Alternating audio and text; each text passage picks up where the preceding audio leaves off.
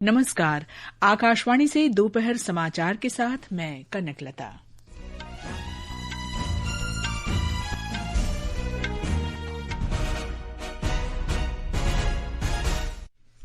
राष्ट्रपति द्रौपदी मुर्मू ने भारतीय अर्थव्यवस्था को और अधिक आत्मनिर्भर बनाने और निर्यात में उत्कृष्टता हासिल करने की आवश्यकता पर जोर दिया। नागरिकों से भारत को वैश्विक व्यापार और ज्ञान का केंद्र बनाने का आग्रह। प्रधानमंत्री नरेंद्र मोदी नई दिल्ली में भाजपा सांसदों की कार्यशाला के समापन सत्र को संबोधित करेंगे। एनडीए के सहयोगी दलों के सांसद भी इसमें शामिल होंगे। श्रम एवं रोजगार मंत्री डॉक्टर मनसुख मांडविया ने कहा, रोजगार सृजन सशक्त और आत्मनिर्भर भारत के प्रमुख स्तंभ हैं। अमेरिका के राष्ट्रपति डोनाल्ड ट्रंप रूस यूक्रेन संघर्ष के समाधान के लिए राष्ट्रपति व्लादिमीर पुतिन और यूरोपीय नेताओं के साथ बातचीत करेंगे।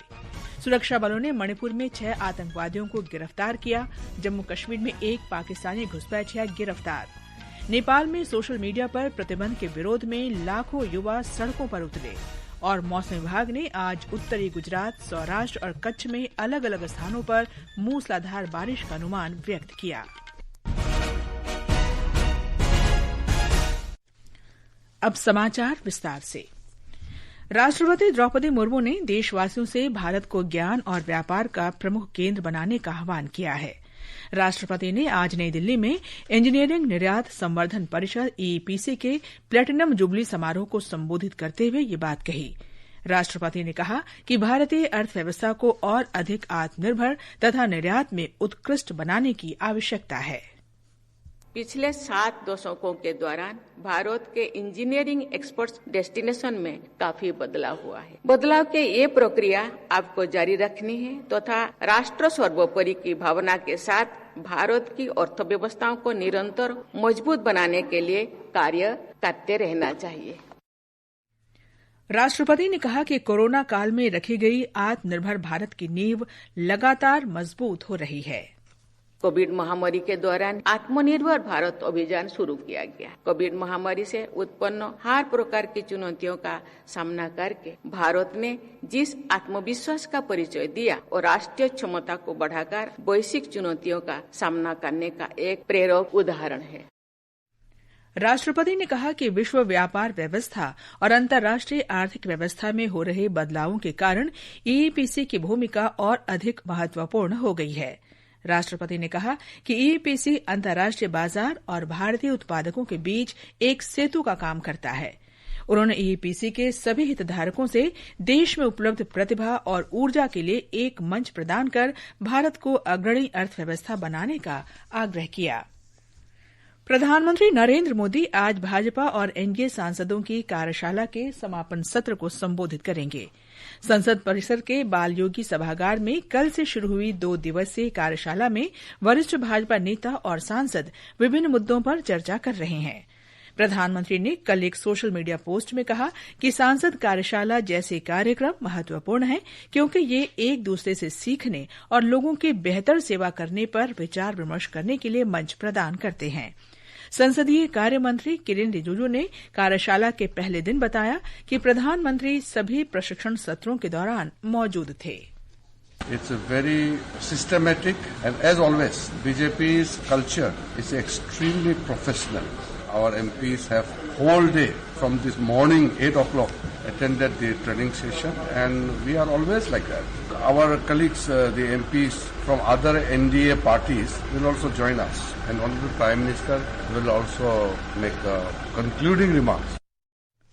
कार्यशाला के पहले दिन भाजपा संसदीय दल ने सर्वसम्मति से अगली पीढ़ी के वस्तु और सेवा कर सुधारों पर एक प्रस्ताव पारित किया।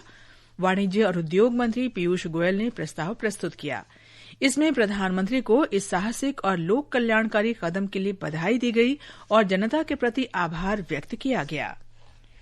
स्वतंत्रता दिवस पर लाल किला से प्रधानमंत्री नरेंद्र मोदी ने दिवाली तक अगली पीढ़ी के जीएसटी सुधारों की घोषणा की थी। अधिक सक्षम और जनहितैषी अर्थव्यवस्था बनाने का श्री मोदी का ये सपना 3 सितंबर को साकार हुआ, जब जीएसटी परिषद ने आम आदमी पर ध्यान केंद्रित करते हुए दरों को तर्कसंगत बनाने की मंजूरी दी। आज हम वस्त्र उद्योग के लिए किए गए सुधारों पर नजर डालेंगे। हमारे संवाददाता ने बताया है कि आम आदमी पर केंद्रित जीएसटी सुधार इस महीने की 22 तारीख से लागू होंगे।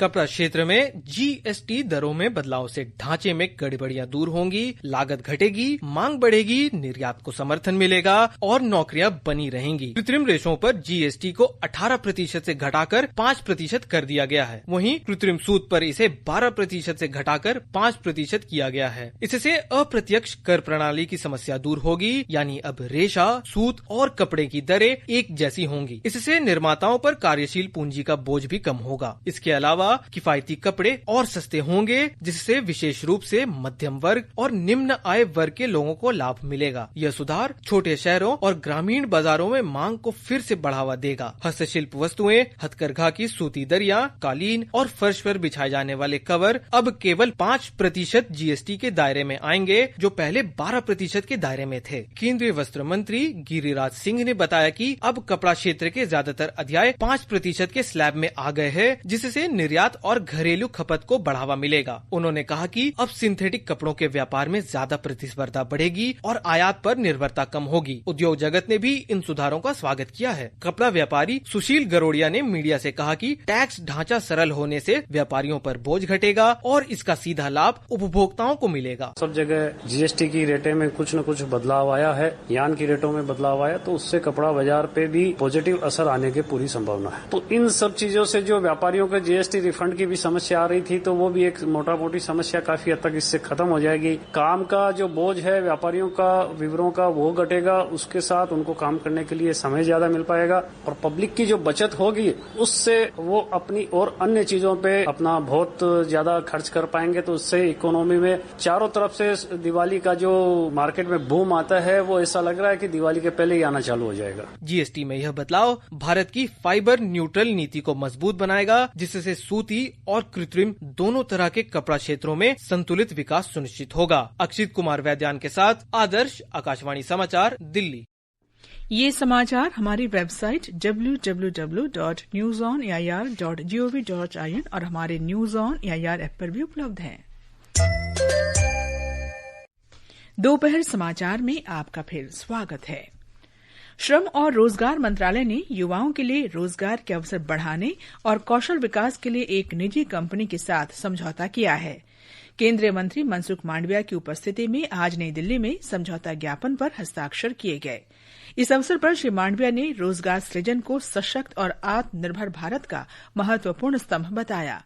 उन्होंने कहा कि निजी कंपनियों के साथ साझेदारी से न सिर्फ रोजगार के ज्यादा अवसर उपलब्ध होंगे, बल्कि इससे कृषि, सेवा और विनिर्माण जैसे महत्वपूर्ण क्षेत्रों का विकास होगा और देश की अर्थव्यवस्था भी मजबूत होगी।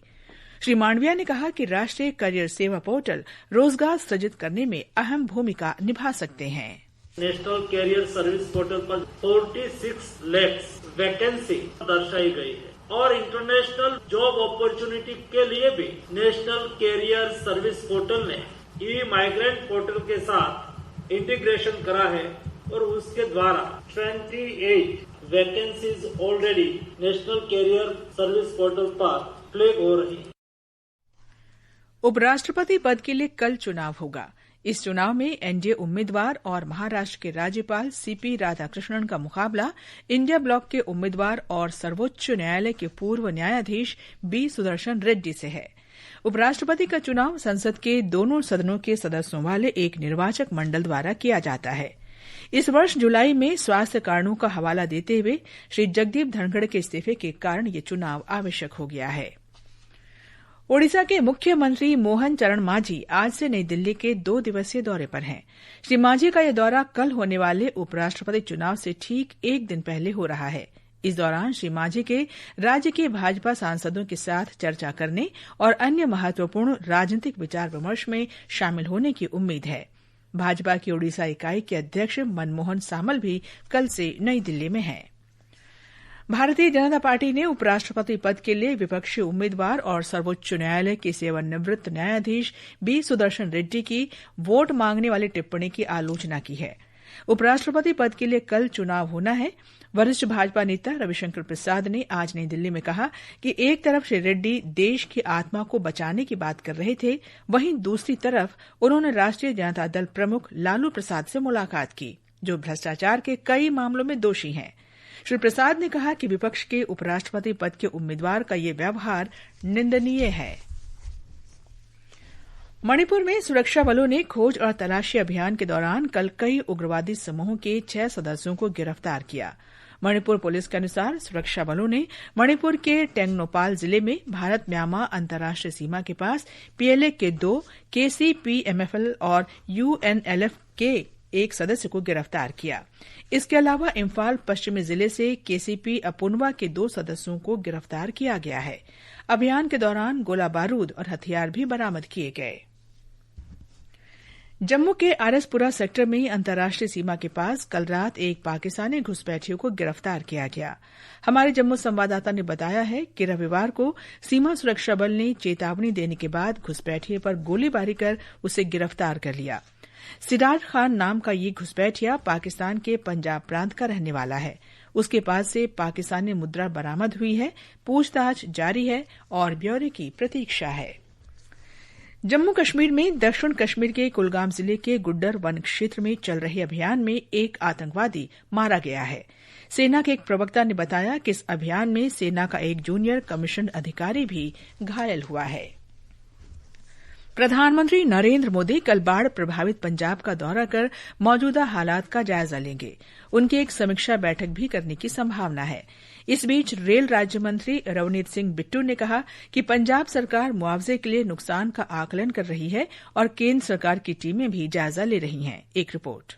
खेतों और अन्य जगहों पर जमा बाढ़ के पानी के कारण कई इलाके अभी भी मुश्किलों का सामना कर रहे हैं। भाखड़ा और पोंग बांधों से अतिरिक्त पानी की नियंत्रित रिहाई भी कुछ हद तक समस्या को बढ़ा रही है। इस बीच मरने वालों की संख्या बढ़कर 48 हो गई है। राज्य भर के 2050 गांवों से 3,87,000 से ज्यादा लोग विस्थापित हुए हैं और हजारों लोगों को सुरक्षित स्थानों पर पहुंचाया गया है। स्थानीय लोग, गैर सरकारी संगठन, भारतीय सेना, बीएसएफ और एनडीआरएफ की विशेषज्ञ टीमें युद्ध स्तर पर राहत और बचाव अभियान चला रही हैं। राजेश बाली, आकाशवाणी समाचार, जालंधर। हिमाचल प्रदेश के कुछ क्षेत्रों में मानसून की हल्की वर्षा जारी है। ब्यौरा हमारे संवाददाता से। प्रदेश के कई स्थानों पर भारी वर्षा के दौर में कमी आने से प्रशासन ने राहत व बचाव कार्य तेज कर दिए हैं। इस बीच आपदाग्रस्त जिला कुल्लू के मनाली व बंजार उपमंडल में आज और कल सभी शिक्षण संस्थानों को बंद रखने के आदेश जारी किए गए हैं। राज्य आपातकालीन परिचालन केंद्र की रिपोर्ट के मुताबिक हिमाचल में अभी भी 3 राष्ट्रीय उच्च मार्गों सहित 820 सड़कें अवरुद्ध हैं, जबकि 1181 ट्रांसफार्मर ठप पड़े हैं। इसके अलावा 356 पेयजल योजनाएं भी बाधित हैं। मौसम विज्ञान केंद्र शिमला ने आज प्रदेश के 9 जिलों ऊना, बिलासपुर, हमीरपुर, कांगड़ा, कुल्लू, मंडी, शिमला, सोलन और सिरमौर में अंधड़ और बिजली गिरने का येलो अलर्ट जारी किया है। रितेश कपूर, आकाशवाणी समाचार, शिमला। मौसम विभाग ने आज उत्तरी गुजरात, सौराष्ट्र, राजस्थान, पश्चिम बंगाल के गांगेय क्षेत्र, सिक्किम और कच्छ में अलग अलग स्थानों पर मूसलाधार वर्षा की संभावना व्यक्त की है। ये समाचार आकाशवाणी से प्रसारित किए जा रहे हैं। ये आकाशवाणी है। अमेरिका के राष्ट्रपति डोनाल्ड ट्रंप ने विश्वास व्यक्त किया है कि रूस और यूक्रेन के बीच संघर्ष जल्द समाप्त हो जाएगा। श्री ट्रंप ने बताया कि वे इस संबंध में रूस के राष्ट्रपति व्लादिमीर पुतिन से बात करेंगे। उन्होंने कहा कि यूरोपीय नेता भी युद्ध समाप्त करने की रणनीति पर चर्चा के लिए अमेरिका आएंगे। नेपाल में सोशल मीडिया पर प्रतिबंध के खिलाफ युवा सड़कों पर उतर आए हैं। लाखों युवा भ्रष्टाचार के खिलाफ अपनी आवाज दबाने के लिए विरोध प्रदर्शन कर रहे हैं। नेपाल के विभिन्न हिस्सों से लोग काठमांडू घाटी के मैती घर मंडला में इकट्ठा हुए और बनेश्वर स्थित नेपाल के राष्ट्रीय सभा भवन की ओर मार्च किया। युवा सोशल मीडिया प्लेटफॉर्म पर सरकार के प्रतिबंध का विरोध कर रहे हैं। आकाशवाणी का समाचार सेवा प्रभाग आज रात 9:30 बजे फोन इन कार्यक्रम पब्लिक स्पीक में नेत्रदान के बारे में भ्रांतियां दूर करने पर परिचर्चा प्रसारित करेगा। अंत में मुख्य समाचार एक बार फिर। राष्ट्रपति द्रौपदी मुर्मू ने भारतीय अर्थव्यवस्था को और अधिक आत्मनिर्भर बनाने और निर्यात में उत्कृष्टता हासिल करने की आवश्यकता पर जोर दिया। नागरिकों से भारत को वैश्विक व्यापार और ज्ञान का केंद्र बनाने का आग्रह। प्रधानमंत्री नरेंद्र मोदी नई दिल्ली में भाजपा सांसदों की कार्यशाला के समापन सत्र को संबोधित करेंगे। एनडीए के सहयोगी दलों के सांसद भी इसमें शामिल होंगे। श्रम एवं रोजगार मंत्री डॉक्टर मनसुख मांडविया ने कहा, रोजगार सृजन सशक्त और आत्मनिर्भर भारत के प्रमुख स्तंभ हैं। अमेरिका के राष्ट्रपति डोनाल्ड ट्रंप रूस यूक्रेन संघर्ष के समाधान के लिए रूसी राष्ट्रपति व्लादिमीर पुतिन और यूरोपीय नेताओं के साथ बातचीत करेंगे। इसके साथ ही दोपहर समाचार का ये अंक समाप्त हुआ। नमस्कार।